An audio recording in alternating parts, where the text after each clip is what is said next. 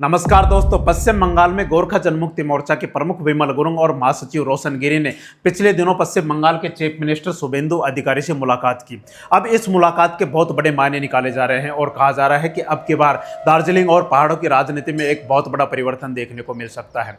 अब दोस्तों, इस मुलाकात में क्या क्या कहा गया था और साथ ही बीजेपी के नेताओं ने क्या कहा, इन सब के बारे में हम विस्तार से चर्चा करेंगे। क्योंकि दोस्तों, अब की बार बीजेपी के नेताओं ने कहा है कि गोरखालैंड नहीं बनेगा और बंगाल का विभाजन नहीं होगा, क्योंकि जो कुछ भी होगा वो संविधान के दायरे के भीतर रहकर किया जाएगा। तो चलिए दोस्तों, आज के इस वीडियो में हम समझते हैं कि आखिर इस मुलाकात में क्या क्या हुआ था। दोस्तों, सबसे पहले तो हम सभी जानते हैं कि गोरखालैंड क्षेत्र में एक संस्था काम करती है, उसका नाम है जीटीए, गोरखालैंड टेरिटोरियल एडमिनिस्ट्रेशन। सबसे पहले विमल गुरुंग जी ने इसके ऊपर आरोप लगाया कि अब यह संस्था गोरखालैंड क्षेत्र में क्या हो गई है, निष्फल हो गई है, अब ये कोई काम की नहीं रह गई है और इसके अंदर भ्रष्टाचार पनप गया है ममता बनर्जी की सरकार के समय से। अब इसकी जांच करवाना बहुत जरूरी है, जिसकी वजह से इन्होंने शुभेंदु अधिकारी जी से कहा कि सबसे पहले जीटीए की जांच कराई जाए, अब यह संस्था कोई काम की नहीं रह गई है। अब इसको लेकर इन्होंने कहा कि जीटीए कोई काम की नहीं रह गई है, जिसकी वजह से गोरखा समुदाय के लोग अब क्या है, काफी लंबे समय से अलग गोरखालैंड राज्य की मांग करते हैं।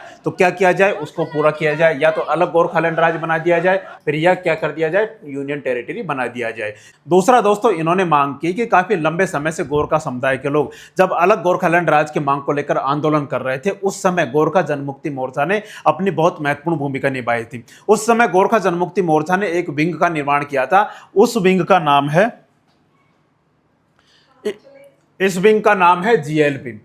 इसमें जो भी युवा काम कर रहे थे उसको क्या किया जाए, उनको होमगार्ड की नियुक्ति दी जाए, उनको सरकारी नौकरी दी जाए। अब दोस्तों, जीएलपी क्या था? जीएलपी का मतलब होता है गोरखालैंड पर्सनल। अब इसका मकसद क्या था कि जो इस पार्टी का एक विशेष स्वयं सेवक, एक तरीके से शांति सेना विंग है, जैसे हम बीजेपी की आरएसएस कह सकते हैं, उसी तरीके से गोरखा जनमुक्ति मोर्चा की यह एक विंग थी, एक इकाई थी, जीएलपी एक इकाई थी। हाल ही में मोर्चा के नेताओं ने पश्चिम बंगाल सरकार से इन स्वयं सेवकों को होमगार्ड के रूप में सरकारी नियुक्ति देने का आग्रह किया है। अब दोस्तों समझो कि ये जीएलपी क्या है, इसका गठन और उद्देश्य किस लिए किया गया था। जीएलपी का गठन 2008 में गोरखालैंड आंदोलन के दौरान मोर्चा के प्रमुख विमल गुरुंग द्वारा पहाड़ी युवाओं को संगठित करने के लिए किया गया था। इसकी क्या भूमिका थी? यह मोर्चा एक शांति सेना या वॉलंटियर विंग रहा है, जो कठिन समय में पहाड़ों में कानून व्यवस्था बनाए रखने और जनता की सेवा करने का काम करता था। इसका मकसद यह था। अब इनको प्रशिक्षण भी दिया जाता था। इन युवाओं को पुलिस की तर्ज पर लाठी चलाने, भीड़ नियंत्रित करने और सुरक्षा से जुड़ी बुनियादी प्रशिक्षण इनको दिया जाता था। अब विमल गुरुंग जी की मांग है कि इनको क्या कर दिया जाए। अब आंदोलन नहीं हो रहा अलग गोरखालैंड राज्य की मांग को लेकर, अब ये युवा बेरोजगार हो रहे हैं, अब इनको क्या कर दिया जाए, इनको ट्रेनिंग प्राप्त है, अब इनको होमगार्ड, कम से कम होमगार्ड बना दिया जाए, इनको सरकारी नौकरी दी जाए। अब दोस्तों, इनकी अब समस्या क्या है? बेरोजगारी की समस्या है। गोरखालैंड आंदोलन के शांत होने के बाद इस विंग के अधिकांश युवा बेरोजगार हैं। दूसरा, रोजगार की मांग गोरखा जनमुक्ति मोर्चा के द्वारा फिलहाल की गई है। मुख्य एजेंडे की अगर हम बात करें तो मोर्चा का मानना है कि इन प्रशिक्षित स्वयंसेवकों को पुलिस प्रशासन के सहायक के रूप में मुख्य धारा की सुरक्षा व्यवस्था होमगार्ड में शामिल करने से दार्जिलिंग और आसपास के पहाड़ी क्षेत्रों में सुरक्षा बेहतर होगी और युवाओं को रोजगार मिलेगा, जिसकी वजह से इस विंग में जो भी शामिल युवा हैं उनको क्या कर दिया जाए, रोजगार दिया जाए। अब दोस्तों, आगे हम समझते हैं कि यह बात तो इस मुलाकात में हुई थी। अब इस मुलाकात के बाद बीजेपी नेताओं ने क्या क्या कहा उसके बारे में हम समझते हैं। दोस्तों, पहले भी अमित शाह जी ने पहले भी कहा था कि जो गोरखालैंड राज्य की मांग है या फिर अलग से केंद्र शासित प्रदेश बनाने की मांग है, उसको लेकर बिना संवैधानिक तरीके से गोरखा मुद्दे का समाधान करेंगे। पहले इन्होंने ये कहा था अमित शाह जी ने। अब इनके बयान बदलते जा रहे हैं, क्योंकि दोस्तों एक तो ये नेताजी हैं, इनका नाम है दीपांजन चक्रवर्ती। इनका नाम है दीपांजन चक्रवर्ती। इन्होंने कहा है कि कोई अलग से गोरखालैंड राज्य नहीं बनेगा, ना ही केंद्र शासित प्रदेश बनेगा, बंगाल का विभाजन नहीं होगा, ऐसा इन्होंने कहा है। दूसरी नेता हैं मौमिता विश्वास मिश्रा। इन्होंने भी कहा है कि पश्चिम बंगाल का विभाजन नहीं होगा, ना ही गोरखालैंड बनेगा। तो दोस्तों, साफ शब्दों में हम समझते हैं कि अलग से गोरखालैंड या फिर यूनियन टेरिटरी का भाजपा सरकार की अभी कोई मंशा नहीं है। अब दोस्तों, यहां पर समझने वाली बात यह है कि ममता बनर्जी की सरकार भी तो यही कह रही थी।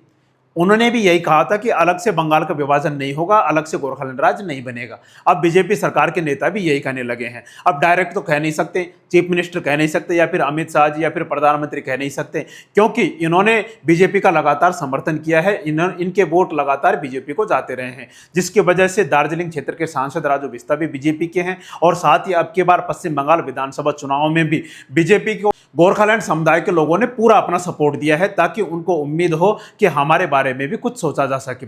हालांकि चीफ मिनिस्टर शुभेंदु अधिकारी ने विश्वास दिलाया है कि तुम्हारे बारे में जरूर सोचा जाएगा, ऐसा इन्होंने कहा है। अब दोस्तों भाजपा नेताओं ने और क्या कहा है उसके बारे में हम समझते हैं। बंगाल का कोई विभाजन नहीं होगा, भाजपा नेताओं ने साफ तौर पर मना कर दिया।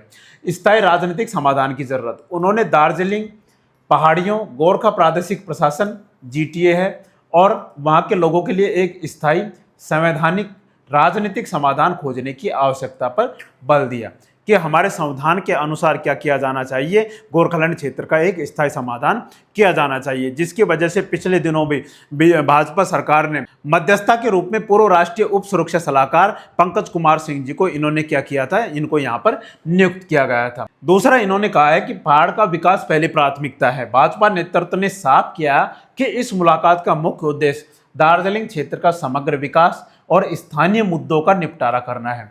अब दोस्तों स्थानीय मुद्दा तो सबसे बड़ा यही है कि अलग से केंद्र शासित प्रदेश बना दिया जाए या अलग से गोरखालैंड राज्य बना दिया जाए, जिसके लिए तो इन्होंने क्या कर दिया है, भाजपा नेताओं ने पूरी तरीके से इनकार कर दिया है, मना कर दिया है। न कि किसी अलग राज्य का गठन, इन्होंने साफ तौर पर मना कर दिया। जो भी छोटे मोटे मुद्दे हैं उनका सुलझारा कर दिया जाएगा, अलग राज्य के बारे में ऐसी कोई मंशा नहीं है।